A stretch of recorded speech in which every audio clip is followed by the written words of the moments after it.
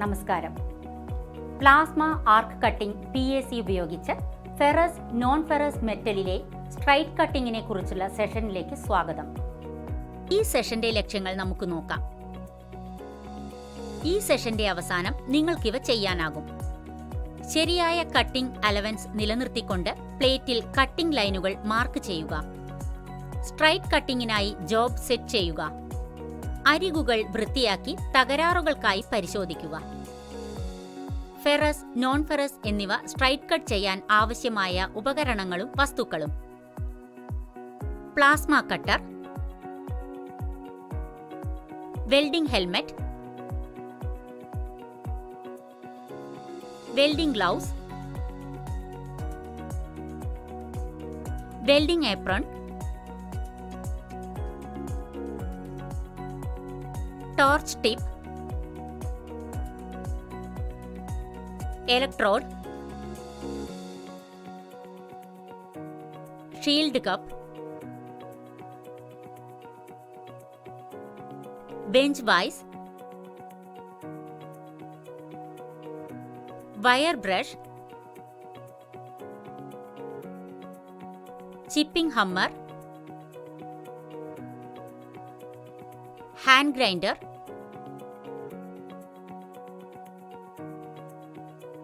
Drag shield.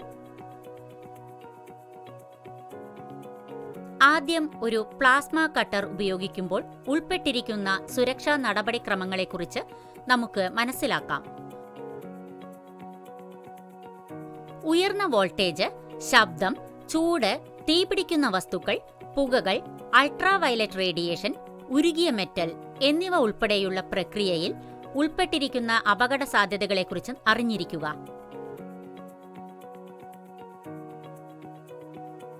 ഉയർന്ന താപനില പൊള്ളലേൽക്കുന്നതിന് കാരണമാകുന്നു. കൂടാതെ തീപിടിക്കുന്ന വസ്തുക്കൾ ജ്വലിച്ചേക്കാം. ദോഷകരമായ പുക ശ്വസിക്കുകയും അൾട്രാവയലറ്റ് റേഡിയേഷൻ ചർമ്മത്തിനും കണ്ണിനും കേടുവരുത്തുകയും ചെയ്യും. ഉരുകിയ മെറ്റൽ പൊള്ളലുണ്ടാക്കുന്ന അപകടങ്ങൾക്ക് കാരണമാകുന്നു. ശരിയായ വെൽഡിംഗ് ക്ലോത്തിംഗ് ധരിക്കേണ്ടതാണ്. അതുപോലെ തന്നെ നിർമ്മാതാവ് വ്യക്തമാക്കിയ ഷേഡിലുള്ള ഗ്ലാസ് ഉപയോഗിക്കുന്നതിലൂടെ കണ്ണിന്റെ സംരക്ഷണം ഉറപ്പാക്കണം. എല്ലാ ഇൻഡസ്ട്രിയൽ പ്രോഡക്ട്സിനെയും പോലെ ശരിയായ സേഫ്റ്റി നടപടിക്രമങ്ങൾക്കായി ഓണേഴ്സ് മാനുവൽ വായിക്കുക. ഇപ്പോൾ പ്ലാസ്മ കട്ടർ ഉപയോഗിക്കുന്നതിന് മുമ്പ് പ്രീ കട്ട് ചെക്ക് ലിസ്റ്റിനെ കുറിച്ച് നമുക്ക് മനസ്സിലാക്കാം. കട്ടിംഗ് പെർഫോമൻസും ഓപ്പറേറ്റർ ഫ്രസ്ട്രേഷനും ഒഴിവാക്കാൻ തേയ്മാനം പറ്റിയ torch tip, electrode, shield cup എന്നിവ പരിശോധിച്ച് മാറ്റി സ്ഥാപിക്കുക. കംപ്രസറിലോ ബോട്ടിൽ ഗേജിലോ ഗ്യാസ് അല്ലെങ്കിൽ എയർ പ്രഷർ പരിശോധിക്കുക. പ്ലാസ്മ കട്ടർ ടേൺ ഓൺ ചെയ്യുക.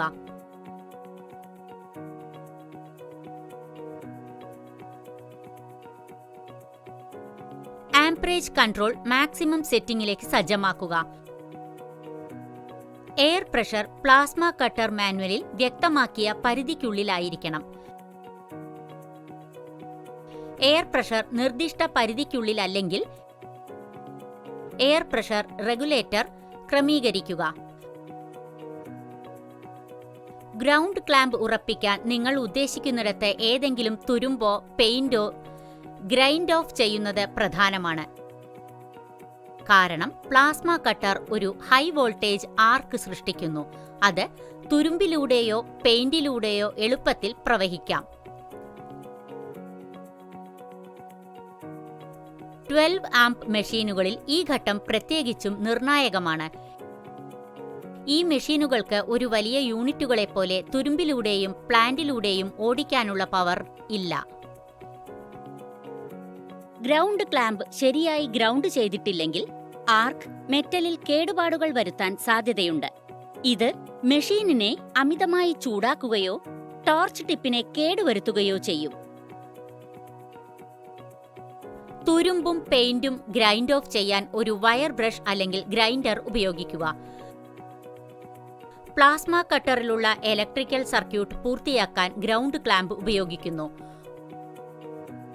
വോൾട്ടേജ് ഡ്രോപ്പ് കുറയ്ക്കുന്നതിനും നല്ല ഇലക്ട്രിക്കൽ കണക്ഷൻ ഉറപ്പാക്കുന്നതിനും കട്ട് ചെയ്യുന്നതിന് കഴിയുന്നത്ര അടുത്ത് ഇത് സ്ഥാപിക്കണം. വോൾട്ടേജ് ഡ്രോപ്പ് കൂടുതൽ കുറയ്ക്കുന്നതിന് ഒരു ടേബിളിലോ മറ്റ് ഒബ്ജക്റ്റിലോ അല്ലാതെ വർക്ക് പീസിൽ തന്നെ ക്ലാമ്പ് പ്ലേസ് ചെയ്യണം. ഒരു പ്ലാസ്മ കട്ടർ ഉപയോഗിക്കുമ്പോൾ ടോർച്ചിൽ നിങ്ങളുടെ ഗ്രിപ്പ് അഴിഞ്ഞിരിക്കേണ്ടത് പ്രധാനമാണ്. നിങ്ങൾ ടോർച്ച് വളരെ മുറുകെ പിടിക്കുകയാണെങ്കിൽ നിങ്ങളുടെ കൈ കൂടുതൽ കുലുങ്ങും. ഇത് വൃത്തിയുള്ള കട്ട് ഉണ്ടാക്കാൻ പ്രയാസമുണ്ടാക്കും. ഇനി ഫെറസ് മെറ്റലിൽ പ്ലാസ്മ കട്ടിംഗ് പ്രക്രിയയെക്കുറിച്ച് നമുക്ക് പഠിക്കാം. ബേസ് മെറ്റലിന്റെ അരികിൽ ഡ്രാഗ് ഷീൽഡ് പ്ലേസ് ചെയ്യുക എന്നതാണ് ആദ്യപടി. പ്ലാസ്മ ആർക്കിന്റെ ഹീറ്റിൽ നിന്നും സ്പാർക്കുകളിൽ നിന്നും ടോർച്ച് ടിപ്പ് സംരക്ഷിക്കാൻ സഹായിക്കുന്ന ഒരു മെറ്റൽ പ്ലേറ്റാണ് ഡ്രാഗ് ഷീൽഡ്.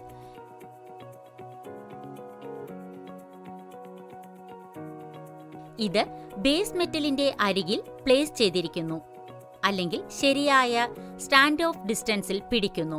ഇത് സാധാരണയായി 8-1 ഇഞ്ച് ആണ്. ആർക്ക് ഒരു ആംഗിളിലല്ല, നേരെ താഴേക്ക് നയിക്കണം. മെറ്റലിന് കുറുകെ ടോർച്ചിന്റെ ടിപ്പ് ഡ്രാഗിംഗ് ചെയ്യുന്നത് അതിനെ തകരാറിലാക്കും. കൃത്യമായ സ്റ്റാൻഡ് ഓഫ് ഡിസ്റ്റൻസ് പാലിക്കുന്നത് ഉറപ്പാക്കുക. സ്റ്റാൻഡ് ഓഫ് ഡിസ്റ്റൻസ് വളരെ അടുത്താണെങ്കിൽ ടോർച്ച് ടിപ്പ് അമിതമായി ചൂടാകുകയും കേടാവുകയും ചെയ്യും. സ്റ്റാൻഡ് ഓഫ് ഡിസ്റ്റൻസ് വളരെ ദൂരെയാണെങ്കിൽ പ്ലാസ്മ ആർക്കിന് മെറ്റലിലേക്ക് പെനട്രേറ്റ് ചെയ്യാൻ കഴിയില്ല. ട്രിഗർ ലോക്ക് റൈസ് ചെയ്യുക എന്നതാണ് രണ്ടാമത്തെ ഘട്ടം. ട്രിഗർ പ്രസ് ചെയ്യുക. പൈലറ്റ് ആർക്ക് ഉടൻ ആരംഭിക്കും. ട്രിഗർ ലോക്ക് ഒരു സുരക്ഷാ ഫീച്ചറാണ്. അത് ടോർച്ച് അബദ്ധത്തിൽ ഫയറിംഗ് ചെയ്യുന്നത് തടയുന്നു. പ്ലാസ്മ ആർക്ക് ആരംഭിക്കാൻ ട്രിഗർ ലോക്ക് റൈസ് ചെയ്ത് ട്രിഗർ പ്രസ് ചെയ്യുക. പൈലറ്റ് ആർക്ക് ഉടൻ ആരംഭിക്കും. മെയിൻ കട്ടിംഗ് ആർക്ക് കത്തിക്കാൻ ഉപയോഗിക്കുന്ന ഒരു ചെറിയ ലോ ആംപറേജ് ആർക്ക് ആണ് പൈലറ്റ് ആർക്ക്. കട്ടിംഗ് ആർക്ക് ആരംഭിച്ചാൽ മെറ്റലിലുടനീളം ടോർച്ച് പതുക്കെ നീക്കാൻ തുടങ്ങുക. ടോർച്ചിന്റെ വേഗത ക്രമീകരിക്കണം. അങ്ങനെ ആർക്കിൽ നിന്നുള്ള സ്പാർക്കുകൾ മെറ്റലിലൂടെ കടന്നുപോവുകയും കട്ടിന്റെ അടിയിൽ നിന്ന് പുറത്തു കടക്കുന്നു. സ്പാർക്കുകൾ പ്ലേറ്റിന്റെ അടിയിൽ ദൃശ്യമാകുന്നില്ലെങ്കിൽ ആർക്ക് മെറ്റലിലേക്ക് പെനട്രേറ്റിംഗ് ചെയ്യുന്നില്ല. ടോർച്ച് വേഗത്തിൽ ചലിപ്പിക്കുന്നത് അപര്യാപ്തമായ ആംപറേജ് അല്ലെങ്കിൽ പ്ലാസ്മ സ്ട്രീം നേരെ താഴേക്ക് നയിക്കാതെ ഒരു ആംഗിളിൽ നയിക്കുന്നത് എന്നിവ മൂലമാണ് ഇത് സംഭവിക്കുന്നത്. അപര്യാപ്തമായ ഗ്രൗണ്ടിങ്ങും ഈ പ്രശ്നത്തിന് കാരണമാകും. ആംപറേജ് കൂടുന്തോറും പ്ലാസ്മ ആർക്ക് ചൂടാകുകയും കട്ട് വേഗത്തിലാകുകയും ചെയ്യും. എന്നിരുന്നാലും അമിതമായ ആംപറേജ് ടോർച്ചിന്റെ ടിപ്പിനെ കേടുവരുത്തും.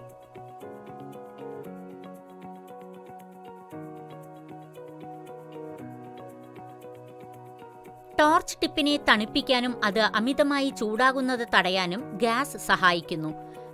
പ്ലാസ്മ ആർക്ക് രൂപപ്പെടുത്താനും കട്ടിന്റെ ക്വാളിറ്റി മെച്ചപ്പെടുത്താനും ഇത് സഹായിക്കുന്നു.